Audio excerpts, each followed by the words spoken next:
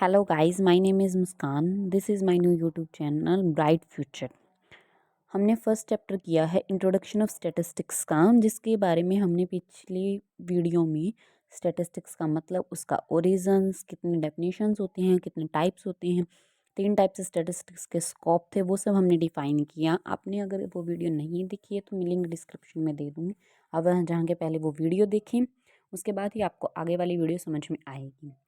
अब हम बात करते हैं uses and importance of statistics. Uses and importance of statistics क्या होता है कि स्टैटिस्टिक्स हमारा ज़रूरी होता है एंशियंट टाइम्स के लिए, प्रेजेंट के लिए ज़रूरी होता है। एक लाइफ के अंदर बिना ऐसा कोई भी बंदा नहीं हो, मतलब स्टैटिस्टिक्स के बिना कोई लाइफ ही नहीं होती, ऐसे ही मान लेते हैं।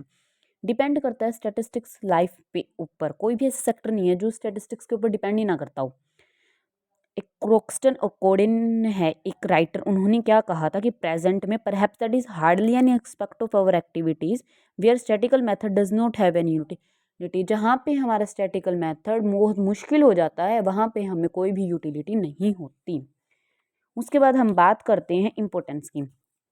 इम्पोर्टेंस फॉर द एडमिनिस्ट्रेटर और the importance for the administration.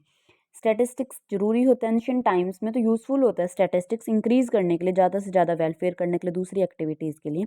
तो हर एक एडमिनिस्ट्रेटर डिपेंड करता है स्टैटिस्टिक्स के ऊपर। तो स्टैटिस्टिक्स होती है वो गवर्नमेंट एडमिनिस्ट्रेशन की आइज़ होती हैं। जैसे फाइनेंस मिनिस्टर यूज़ कर लेता है डाटा को, रिलेट करता है वो रिवेन्यू से, एक्सपेंडिचर से, बजट को प्रिपेयर करने के लिए, डिसीजन लेने के लिए वो पब्लिक एक्सपेंडिचर का यूज़ करता है, प्रोडक्शन, इंपोर्ट, एक्सपोर्ट। ऐसे ही कुछ इसमें और पॉलिसीज़ वगैरह दे रखी हैं, जैसे हर एक गवर्नमेंट फॉर्मुलेट करते कुछ पॉलिसीज़ को प्लानिंग, नेशनलाइजेशन करने के लिए।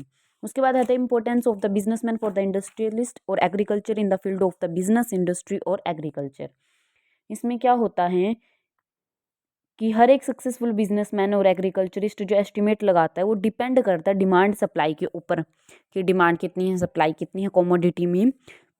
तो उसके लिए कंसिडरेशन डाटा, मतलब कि जो भी डिमांड सप्लाई है वो सेवरल रीजंस के अकॉर्डिंग चेंज हो जाती है।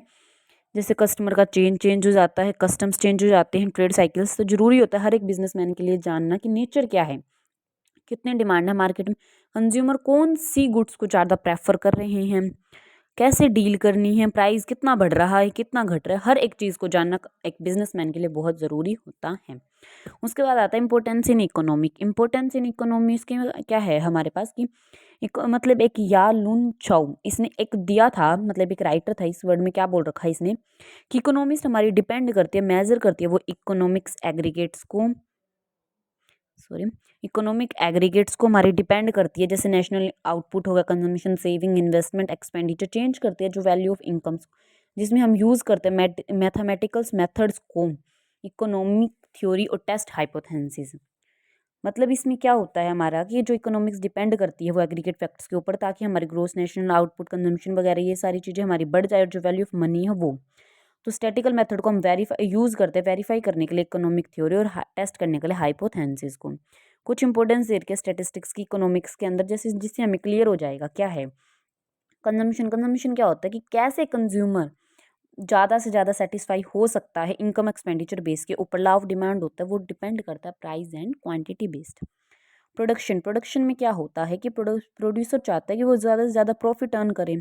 डाटा रिलेट करता है कॉस्ट रिवेन्यू पर, कि एफिशिएंसी कितनी है लैंड की, लेबर की, कैपिटल की। एंटरप्राइज स्टडी करते हैं स्टैटिकल डाटा को हेल्प लेके। उसके बाद हम बात करते हैं एक्सचेंज। एक्सचेंज में क्या है, जो प्राइस ऑफ कमोडिटी है वो हमारी डिटरमाइन करते हैं, रिलेट करती है, मतलब वो बायर सेलर के ऊपर, demand supply, cost of profit वगैरह के ऊपर। डिस्ट्रीब्यूशन, डिस्ट्रीब्यूशन में क्या होता है फैक्टर इनकम को डिटरमाइन किया जाता है, जैसे rent, wages, salaries. Statistical data play करता है सिग्निफिकेंट, मतलब एक इंपॉर्टेंट रोल। उसके बाद हम बात करते हैं इंपॉर्टेंस क्या है पॉलिटिशियंस के लिए पॉलिटिकल फील्ड में। स्टैटिस्टिक्स इंपॉर्टेंट होता है पॉलिटिशियंस के लिए एक पॉलिटिकल फील्ड में, क्योंकि ज़रूरी होता है, मतलब जो पॉलिटिशियंस प्ले करते हैं एक important role education, social, economical, political, educational policies वगैरह के लिए कंट्री में। तो ज़रूरी होता है पॉलिटिशियंस के लिए कि जानना कि पर कैपिटल इनकम कितनी है, अनएम्प्लॉयमेंट, एक्सपोर्ट इम्पोर्ट कितना क्या है। इसके लिए एक पॉपुलर उसके पॉलिटिशियंस के लिए ज़रूरी होता है कि वो जाने हर चीज़ के बारे में, ताकि वो बाद में गवर्नमेंट की स्ट्रेंथ के बारे में पता लगा सकें। उसके बाद आता है importance for the social reformer. Importance for the social reformer, इसमें क्या है कि स्टैटिस्टिक्स का यूज़ करते हैं हम सोशल प्रॉब्लम्स को सॉल्व करने के लिए। स्टैटिस्टिक्स हमारी रिलेट करती है सोशल एविल से, डोरी, अल्कोहल हो गया, गैम्बलिंग हो गई, डाइवोर्स वगैरह हो गए, इन सब के लिए जब हम कंसर्न डाटा को यूज़ करते हैं जानने के लिए कि ग्रेविटी कितनी है, तो उस टाइम पे सजेस्ट करते हैं कुछ रेमेडीज जो अगेंस्ट जाती हैं इनके, जो रेलिवेंट डाटा को इक्विपाइड, मतलब जो रेलिवेंट डाटा को यूज़ करती है। उसके बाद आता है importance in the field of the science and research. इसमें क्या होता है कि स्टैटिस्टिक्स एक ग्रेट सिग्निफिकेंस होता है फिजिकल और नेचुरल साइंस की रिसर्च वगैरह जिसमें हम करते हैं। स्टैटिस्टिक्स में बहुत जरूरी, दोनों चीज़ें जरूरी होता है, प्रोपाउंड वेरीफाई करना साइंटिफिक लॉज को, प्रोपाउंडिंग करना और साइंटिफिक लॉज को वेरीफाई करना। साइंटिफिक में लॉज में क्या है, जैसे ब्लड प्रेशर वगैरह हो गया, हमारा वेट हो गया, पल्स रेट, ये सब रिसर्च कंडक्ट करती है, हेल्प करती है वो स्टैटिस्टिक्स को, एक रिजल्ट निकालती है जो कि टर्म्स ऑफ स्टैटिस्टिक्स होता है हमारा। उसके बाद आता है इंपॉर्टेंस फॉर बैंकिंग। बैंकिंग में कैसे इंपॉर्टेंस देता है स्टैटिस्टिक्स, क्यों क्यों देता है स्टैटिस्टिक्स बैंकिंग में, क्योंकि बैंकर या बैंकिंग इंडस्ट्रीज होगी वो डिमांड डिपॉजिट, टाइम डिपॉजिट, इन सब पे बेस्ड होती है और ये सब स्टैटिस्टिक्स का ही एक पार्ट लगा लो। तो इस वजह से जो रिलेट करती है टाइम और डिमांड डिपॉजिट बैंकिंग सिस्टम में, जो कंट्री डिटरमाइन करती है उसको क्रिएट करती है वो पॉलिसीज़ को। Importance of insurance companies. Insurance companies के लिए स्टैटिस्टिक्स इन्फॉर्मेशन बहुत जरूरी होती है, क्योंकि कंपनी डिटरमाइन करती है एक फिक्स रेट को इंश्योरेंस प्रीमियम में, स्टैटिकल जो रिलेट करती हैं कि कितनी एक्सपेक्टेंसी है लाइफ की कंट्री के अंदर, मतलब कितने साल तक एक बंदा रह सकता है, एस्टिमेशन एवरेज लगा लेती है वो इस चीज़ का। एक्सपेक्टेंसी ऑफ लाइफ कैलकुलेट करते हैं हम लाइफ टेबल के ऊपर, जो ये टेबल होती है डिपेंड करती है थ्योरी ऑफ प्रोबेबिलिटी के ऊपर। Importance in the field of education. जो प्रोग्रेस होती है फील्ड ऑफ एजुकेशन में उसको मैं मेज़र करते हैं हम लिटरेसी रेट के ऊपर, पॉपुलेशन कितनी नंबर ऑफ कॉलेजेस हैं, स्कूल्स हैं, यूनिवर्सिटीज़ है कंट्री में, और कितने नंबर ऑफ स्टूडेंट्स स्टडी कर रहे हैं। डाटा जो कंसर्न करते हैं मेल फीमेल कितने हैं, एजुकेशन में अडल्ट कितने, मतलब मेल कितने पढ़ रहे हैं, फीमेल कितनी पढ़ रही हैं, स्टूडेंट कितने हैं, मतलब बॉयज़ कितने हैं, गर्ल्स कितने हैं, एडल्ट कितने हैं, हम हर एक चीज़ का फॉर्मुलेट करके एजुकेशन का पता है, एजुकेशन पॉलिसी से पता लगा लेते हैं। Importance for economic planning. Economic planning, planning एक ऑर्डर होता है रूटीन डे का, और बिना किसी स्टैटिस्टिक्स से इनकंसीवेबल, मतलब बिना किसी स्टैटिस्टिक्स के ये रूटीन डे का एक प्लानिंग प्रॉपर नहीं होती। स्टैटिस्टिक्स एक प्राइम इंपॉर्टेंस होती है इकोनॉमिक प्लानिंग के लिए, जो प्रायोरिटीज़ होती है प्लानिंग की उसको डिटरमाइन करते हैं हम स्टैटिस्टिक्स के बेसिस के ऊपर, जो रिलेट करते हैं रिसोर्सेज कंट्री के, शॉर्ट टर्म और लॉन्ग टर्म जरूर नीड्स ऑफ अवर कंट्री, ज़रूरत होती है हमें शॉर्ट टर्म और लॉन्ग टर्म नीड्स की। लिमिटेशंस, लिमिटेशन मतलब क्या रोक लगाई जाती है इनके ऊपर, ये है study of numerical facts only. Study of numerical facts only, इसका मतलब क्या है, जो स्टैटिस्टिक्स है तो वो स्टडी करते हैं कुछ फैक्ट्स को जो न्यूमेरिकल टर्म्स की टर्म में होते हैं, लेकिन ये क्वालिटेटिव नहीं होते, ओनली क्वांटिटेटिव होते हैं। क्वालिटेटिव मतलब जैसे कि wisdom, health, justice, rich, poor, ये सब नहीं होते। Aggregate only, study of aggregate only का मतलब क्या होता है, सिर्फ क्वांटिटी फैक्ट्स होते हैं, ना कि एक पर्टिकुलर यूनिट होती हैं। जैसे इनकम है राम की 2000 पर मंथ है, कोई स्टैटिस्टिक्स नहीं है, क्योंकि कुछ है ही नहीं इसमें, कंपेरेबल नहीं है, रिलेटेबल नहीं है, कुछ भी नहीं है, वो एक सिंगल स्टेट। उसके बाद हम बात करते हैं नोट द ओनली मेथड, मतलब स्टैटिस्टिक्स का जब हम यूज़ करते हैं ये सिर्फ एक मेथड नहीं होता स्टडी करने के लिए। काफ़ी बार क्या होता है कि जब हम मेथड को सजेस्ट करते हैं बेस्ट सॉल्यूशन निकल जाता है हर प्रॉब्लम का, लेकिन ये हर बार ज़रूरी नहीं होता।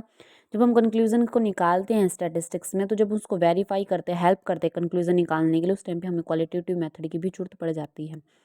होमोजेनिटी ऑफ डाटा, जब क्वालिटेटिव डाटा यूनिफॉर्म होमोजेनियस हो तो उस टाइम पे हम कंपेयर करते हैं जब अपने डाटा को, तो उस टाइम पे जब हम कलेक्ट करके कंपेयर करते हैं तो जो हमारा सेम होता है वो यूनिफॉर्म क्वालिटी बेस पे होता है। तो जो डिफरेंट क्वालिटीज़ और काइंड्स उसको हम कंपेयर नहीं कर सकते, बट एक ही टाइप के होते हैं उसको हम कंपेयर कर सकते हैं। Results are the true only and average, law of statistics true only and average, मतलब क्या होता है, एक्सप्रेस करता है टेंडेंसीज को। जैसे एक इंडियन की पर कैपिटल इनकम 6,000 पर मंथ है, जरूरी नहीं है कि इनकम है जो वो हर किसी की होगी, हर एक इंडियन की होगी 6,000 पर मंथ, कम ज़्यादा भी हो सकती है। बिना किसी रेफरेंस के हम प्रूव कर सकते हैं रॉन्ग रिजल्ट को। जब हम कंक्लूजन निकालते हैं जरूरी होता है उस टाइम पे सर्कमस्टांसेस और कंडीशंस को देखना, तो कंक्लूजन जब हम निकालते स्टडी करते तो काफ़ी टाइम हम प्रूफ भी रॉन्ग भी प्रूव कर देते हैं। जैसे क्लोथ का एक बिजनेस है पेपर प्रॉफिट का, तो उसमें क्या हुआ, उन्होंने 3 साल का प्रॉफिट निकाला, 1000, 2000, 3000 आया, बट एवरेज प्रॉफिट उसका 2000 आया, तो उस टाइम पे वो कंक्लूजन हमारा रॉन्ग निकल गया। Can be use only by expert, can be use only by expert, इसमें क्या होता है कि स्टेटिस्टिक्स को जब हम यूज़ करते हैं उन पर्सन्स के द्वारा जिसमें स्पेशल नॉलेज और स्टैटिकल मेथड होता है, अगर कोई इग्नोर कर देता है इस मेथड को, स्टैटिक्स का यूज़ नहीं कर सकता, और अगर कोई इन एक्सपर्ट इसका यूज़ कर देता है तो उसके लिए डेंजरस टूल माना जाता है। मिस यूज़ करते हैं हम स्टैटिस्टिक्स का पॉसिबल होता है, miss use of statistics possible होता है हमारा, क्योंकि ये प्रूव कर देते हैं हम ट्रू होता है, बट एक्चुअल में वो ट्रू नहीं होता। सिर्फ एक only means and not a solution, इसका मतलब होता है सिर्फ एक सोल्यूशन नहीं होता। कुछ स्कॉलर्स का मानना होता है सिर्फ एक मतलब होता है, कोई प्रॉब्लम का सोल्यूशन नहीं होता। जब हम चेक करते हैं मिसयूज कितना हुआ स्टैटिस्टिक्स का, तो उस टाइम पे कुछ ड्रॉ निकालते हैं बिना किसी सेल्फ इंटरेस्ट के, देखते हैं कि कितना है। Distrust of statistics, distrust of statistics में क्या होता है कि ट्रस्ट नहीं होता स्टैटिस्टिक्स के ऊपर, कुछ भी बोल देते हैं कि वो रेनबो ऑफ लाइज है, स्टैटिस्टिक्स टिश्यू फाल्सूड है, कुछ भी प्रूव करना, कुछ भी प्रूव नहीं करना, ये सब स्टैटिस्टिक्स में मेन यही है कि लोग कुछ मान लेते हैं कि बिलीव कर लेते हैं, वो स्टैटिस्टिक्स के ऊपर कुछ लोग बिलीव नहीं करते। जैसे गवर्नमेंट ने क्लेम करा 1994 और 95 में कि पर कैपिटल इनकम हमारी 5% से बढ़ रही है और इकोनॉमिक प्लानिंग हमारी सक्सेस होगी, लेकिन दूसरी पार्टी ने क्लेम कर दिया कि 1994 और 95 में पर कैपिटल इनकम हमारी 1.5% से बढ़ रही है, लेकिन इकोनॉमिक जो प्लानिंग है हमारी वो फेलर हो गई। तो दूसरी पार्टीज का जो कंसर्न था वो ठीक था, करंट प्राइस था जो मार्केट गवर्नमेंट स्टैटिस्टिक्स, वो अपोजिशन पार्टी का सही था दूसरी पार्टीज के कंपैरिजन में। रेमेडीज कैसे हम इसको रिमूव कर सकते हैं, कुछ लिमिटेशंस हैं। डिस्ट्रस्ट कर सकते हैं हम रिमूव करने के लिए, रेमेडीज टू रिमूव डिस्ट्रस्ट। इसमें क्या होता है, कंसिडरेशन ऑफ स्टैटिस्टिकल लिमिटेशन, मतलब जब हम यूज़ करते हैं स्टैटिकल लिमिटेशंस का स्टैटिस्टिक्स में तो टेक केयर करते हैं, उस पर हम स्टैटिस्टिक्स को मानते हैं कि वो होमोजीनियस है। नो बियास, रिसर्चर जब शुड बी इम्पार्शियल तो यूज़ करते हैं प्रॉपर डाटा को और कंक्लूजन्स का निकालते बिना किसी बियास पे। एप्लीकेशन बाय एक्सपर्ट, स्टैटिस्टिक्स का जब हम यूज़ करते हैं वो सिर्फ एक्सपर्ट कर सकते हैं केयरफुली और साइंटिफिकली, तो उस टाइम पे पॉसिबिलिटीज़ होती है जो एरर्स के वो बहुत ज़्यादा कम होती हैं।